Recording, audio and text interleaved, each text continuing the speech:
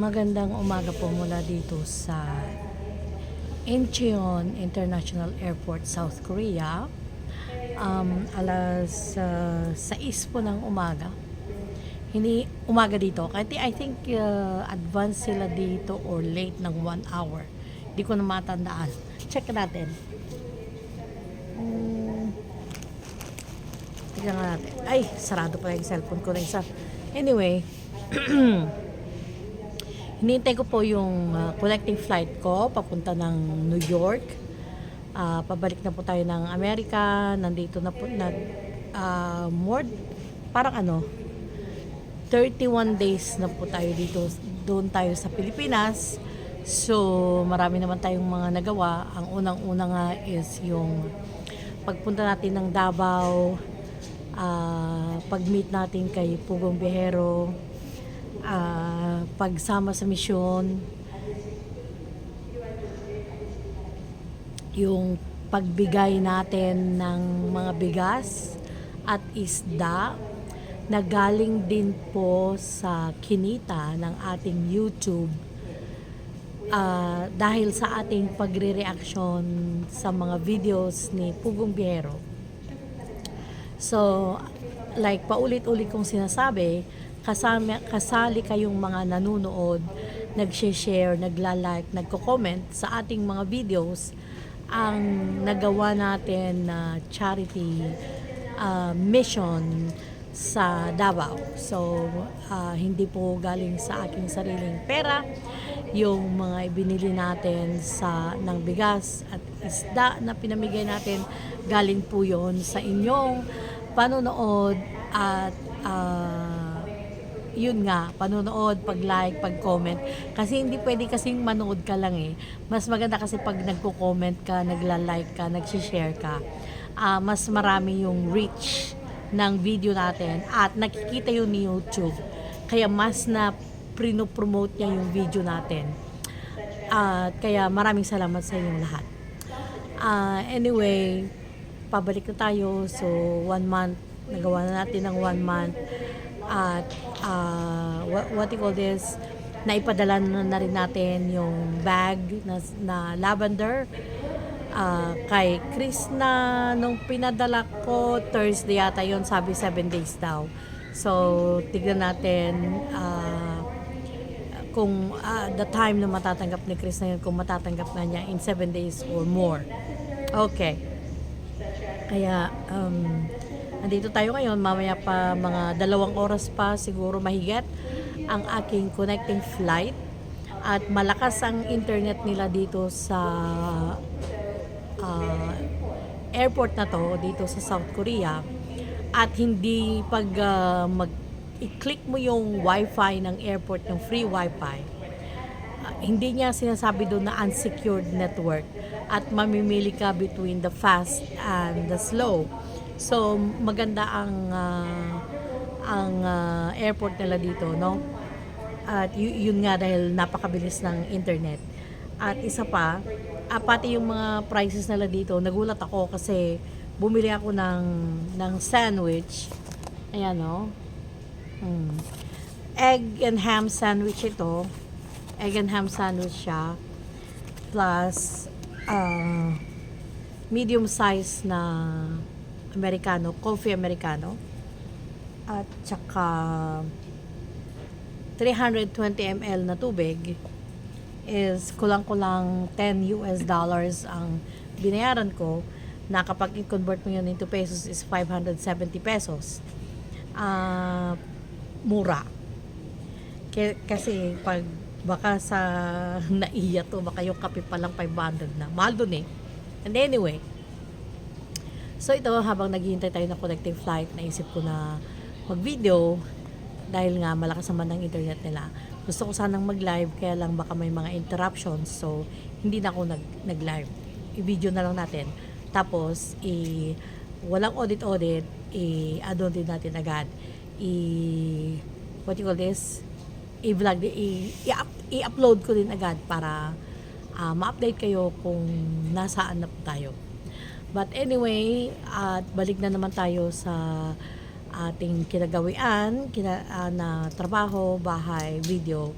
So, sana pagpatuloy nyo na panoorin ang ating mga magiging reaction videos at saka marami pa akong i-upload na mga videos na nakuha natin sa Davao kasi hindi ko na-upload lahat nung ako'y nasa amin kasi nga super busy, dami-daming mga pinagagawa. So, i-upload ko po yung mga yon, yung mga ginawa natin sa Davao. Pagpunta sa Philippine Eagle, saan pa tayo nagpunta ng isa pang lugar doon, nakalimutan ko na, pero nasa lahat ng video yan. Gusto kong i-upload yung mga yon, please panoorin nyo po. At tuwang-tuwa talaga ako sa Davao dahil nga sa kalinisan ng lugar at saka yung very safe ang place. Hindi man gaano kasarap ang mga pagkain sa mga restaurants. However, yung mga fruits nila, like tinde, grabe. At saka super linis talaga ang Davao. Kaya, kung luluobin ng Panginoon at makabalik ulit tayo ng Davao, at sana this time is mas malaki yung ating magiging budget sa pagbalik natin sa Davao para sa ating pag-charity doon o pagsama sa Pugong Biyahero Team para ulit makapag-charity tayo. Na hopefully hindi lang isang araw this time, but hopefully 2 araw siya or mas mahabang panahon, no? Hindi kagaya last time na talagang nagmamadali. Pati yung mga pag-interview nagmamadali, ganon. Kaya maiksi lang yung mga interviews natin. Kaya hopefully mas mahaba ang mga mangyayari at mangyayari lamang po yun kung tuloy-tuloy nyo na panoorin ang ating mga videos. Kahit anong video po yan, mapa Pugong Biyahero man or mapa Chris Pao man o mapa kung ano man pong video na i-upload ko, sana po suportahan natin para lang sa ganun magkaroon ulit tayo ng budget na bumalik sa Davao. Kasi talagang isa na naman yon na gusto kong gawin sa aking pag-uwi, kung luluobin ni Lord na makauwi ulit tayo ng February next year, kasi nag-iusap ang kapatid ko na gawin ko February. Sasabihin ko sa inyo later on ang dahilan, but nag-iusap ang kapatid ko na February, yung kapatid ko na doctor in psychology na nag-ambush interview kay Pugong Biyahero at in-ambush interview ko din siya. Hindi po ako ganito kapayat, hindi ko alam kung bakit masyado akong payat dito sa camera, pero pumayat ako sa Pilipinas. Kaya lang, mataba pa rin, pero pumayat ang konti. Anyway, yun, kaya sana po suportahan ninyo para magtuloy-tuloy ang ating mga project at makabalik ulit tayo sa Davao. Kasi gusto ko na siyang gawin na every time na uwi ako ng Pilipinas is gusto ko nang makabalik ako ng Davao, you know. Medyo mahal-mahal nga lang ang pamasahe, syempre kasama yung hindi lang naman ako, may mga kasama din ako pupunta ng Davao at medyo mahal-mahal nga lang, tsaka masyadong, for me, masyado siyang ang tawag doon, masyadong mabusisi kasi kinakailangan kong from La Union, kinakailangan kong umakyat ng Baguio at sumakay ng bus sa Baguio na diretso sa Terminal 3, and then doon na naman maghihintay ka na naman ng flight mo papuntang Davao. Kaya masyado pong mahaba yung process ng pagpunta ng Davao kasi you know, like we're kinda like 4 to 5 hours away from the airport. Ang kaso nga lang, para syempre yung mga kasama ko mga driver, sila yung mga driver, hindi sila pwedeng mag-drive kasi alam na iwan namin yung sasakyan doon sa NAIA. So kinakailangan namin mag-bus. At yun, tsaka mas matipid ang mag-bus kasi yung magkukotse ka na punta, ang dami mong babayaran na toll fee at tsaka yung gasolina pa. Kaya mas maganda yung mag-bus sa totoo lang na diretso hanggang Terminal 3 para makabalik ng Davao.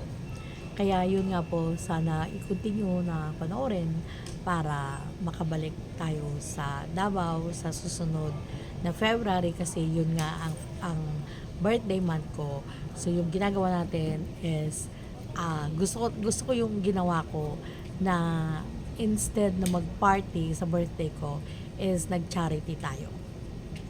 So, sa mga hindi nakaalam, nung birthday ko, tayo po ay nagpakain at namigay ng mga yung mga damit ko, at saka hindi lang yung mga damit ko, mga brand new na mga Old Navy t-shirts na mga panlalaki, pambabae, mga pangbata, mga bags na magaganda, na mga pang pwede nilang gamitin sa school. So, may mga shoes pa. So, marami tayong nagawa nung birthday ko at mas gusto ko yung gawin instead na party, no? Ipakain na lang or ibigay na lang sa mga nangangailangan. Yung ganun ba? Kaya mag-ipon ulit tayo ng mga damit-damit, kung ano yung mga naka-sale, bibilhin natin yan para meron na naman po tayong ipamigay. Kaya yun lang po ang pakiusap ko sa inyo, na tuloy-tuloy nyo pong suportahan ang ating channel. Kahit ano po sana ang i-video ko, kahit hindi siya Chris Pao, kahit hindi siya Pugong Biyahero, pero panoorin nyo rin po sana, para sa ganun is makabalik tayo or may budget tayo na mas malaki para sa ating pag-charity at pagbabalik sa Davao sa susunod na taon. Kung maalala nyo din yung interview ko kay Pugong Biyahero, na sinabi ko at least bigyan ako ng abiso ng 8 months pag magpapakasal na sila. Kasi nga dahil gusto ng mga gusto niyo na ako maging ninang sa kasal nila. So nag-volunteer na ako kay Pugong Biyahero na ako magninang. Kaya yan. So tulungan niyo po ako para makapaghanda tayo sa ating pagnininang at pagbabalik sa Davao. Kaya maraming salamat po. Ayan. Again, I thank you so much. I thank you. Maraming salamat talaga sa panonood ninyo. At sana dumami ang ating mga subscribers, kasi hanggang ngayon is 33,000 lang tayo. So sana dumami-dami ang ating mga subscribers. Kaya paki-like, paki-share po, mag-comment po para humaba ang ating reach at dumami ang ating mga subscribers. Kaya maraming salamat po. Again, watch out for more videos na ginawa natin sa Davao. At i-upload ko siya pag ako'y nakabalik na sa Amerika, kasi nga I know na itong mga araw na darating is wala akong time na mag-reaction video, kasi marami akong mga dapat habulin sa aking trabaho. Kaya magiging super duper busy ako. Alam ko na yon. Lalo na't hindi ko dinala ang laptop ko sa Pilipinas at hindi ako nagtrabaho at all. Talagang bakasyon lang yung ginawa ko. So, sa ating pagbabalik, I'm pretty sure na marami akong gagawin talaga. Kaya ang mga i-upload ko is yung mga video na nagawa sa Davao. Kaya yan, maraming salamat po ulit. Thank you so much for sa pagtangkilik niyo po sa ating channel. Thank you. And again, samahan niyo po ako na